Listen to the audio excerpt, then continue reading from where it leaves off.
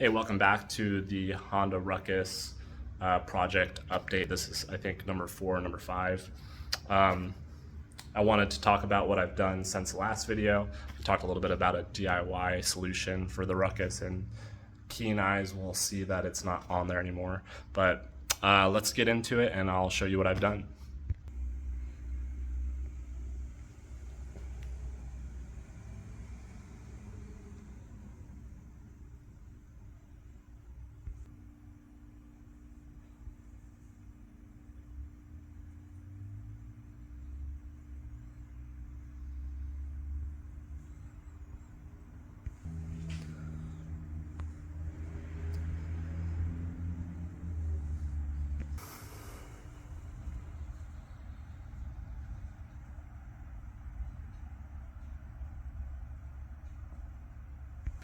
Okay, so I kind of saw some cool anamorphic style lens flaring, so I did some cinematic looking shots with my cell phone.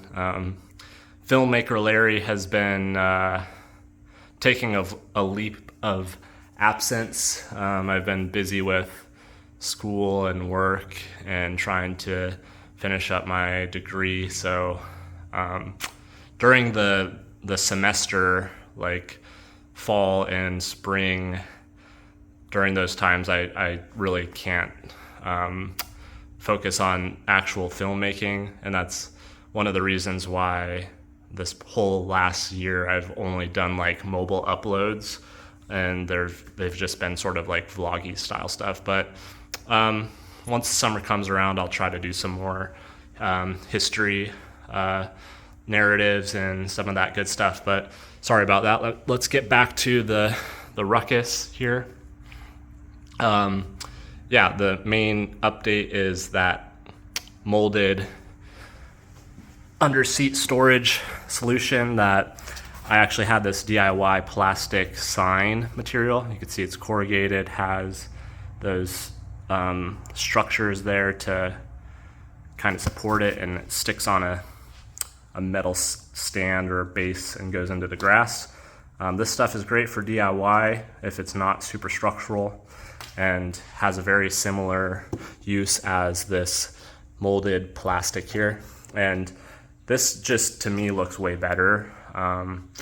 Now for 50 bucks, I don't know if I would recommend it, you know? So I make this DIY sort of stuff because I know in the future, or for reference, people might be interested in finding something that's very inexpensive to get the same sort of effect. And this is technically, I mean, you get them for free for sure, but this was $10, and it made the same system, and it was as useful and honestly fit on here.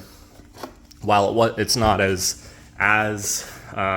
stock feeling, the zip ties are the same sort of solution that fixes the plastic to the seat frame itself, so it's not much different. And it really doesn't, like, there's some little spots like here that are just as flimsy as this. So yeah, I think it looks the part.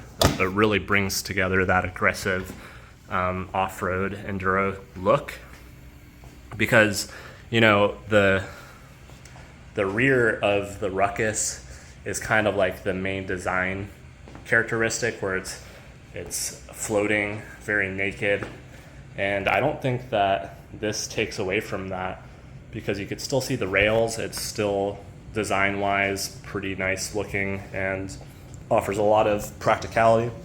One of the negatives with this storage system is that you can't mount the U-lock to the actual mounting position anymore, because this back portion of the storage box kind of interferes with it closing. So that's one negative.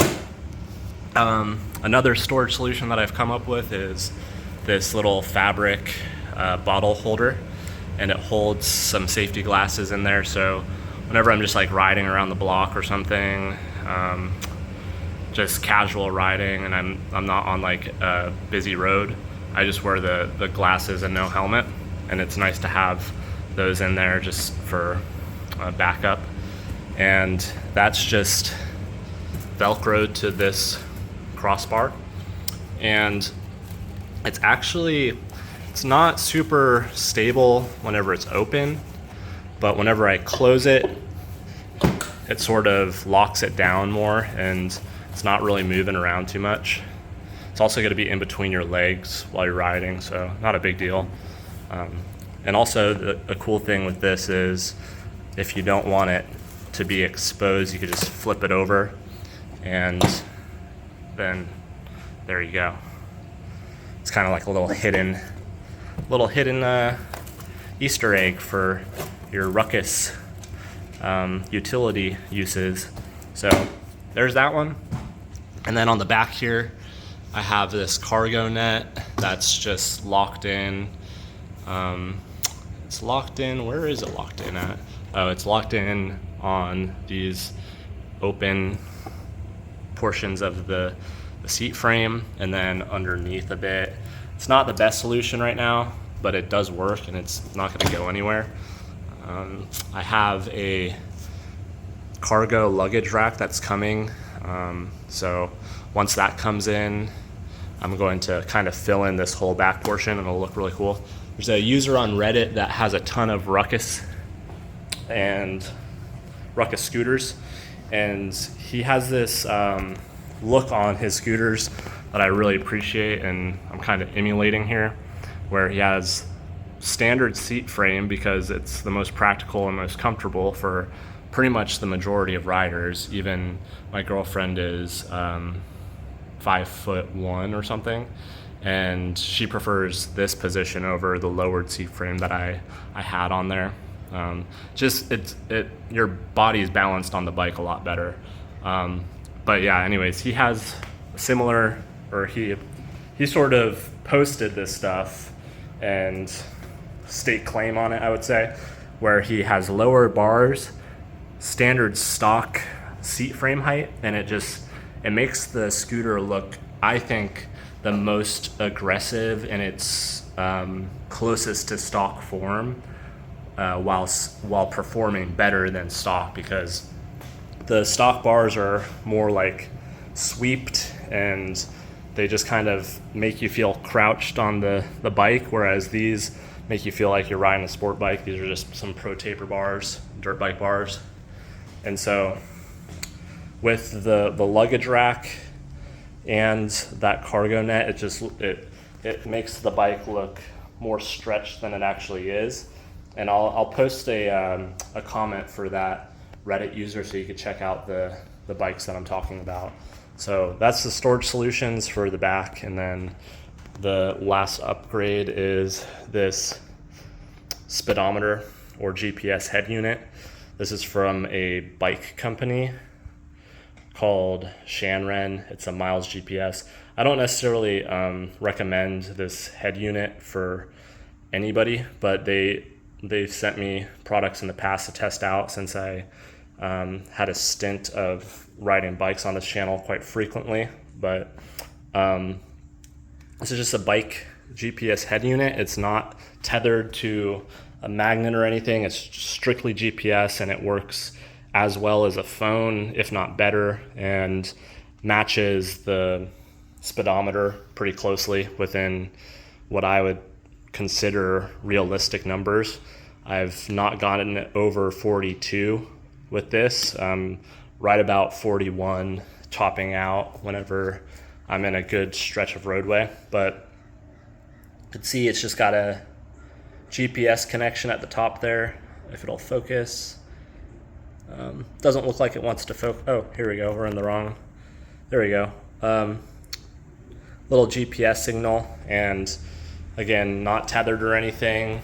If you're curious about this, I think Trail Tech uses similar technology, and or they use a tethered magnet that generates the speed for you. But realistically, you don't need that if you live in a populated area that has a GPS signal, just as accurate. And to give you an example, I ride a lot of bikes. This is a Garmin GPS head unit, which if you were planning on doing that, bike style GPS head unit, I'd go with the Garmin. They're just way more trusted, durable, and I don't know the longevity of that battery, whereas this one, I haven't ridden this bike in a few weeks, probably 3 to 4 weeks, and it was only on like 83 last time I rode it, and now it's on 58, and I probably used about 10% on the last ride that I did. So this battery and this Garmin head unit will just last indefinitely. It's also touchscreen. It is a lot more. This is like 300, and I think this miles GPS is only 100 or less, but there's all sorts of GPS head units out there, and honestly, compared to this dongle here, I would just get one of them because they all have a bike style connector. So this is like a standard connection with this little, almost like a star pattern on the back, and it just pushes in and locks, and this is just held on with rubber bands, and it's still doing fine.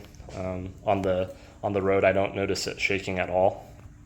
And again, it's highly accurate, better than having a phone solution, because a lot of phones you can't use navigation with the GPS or speedometer. So that's what it looks like, and that's the update for today.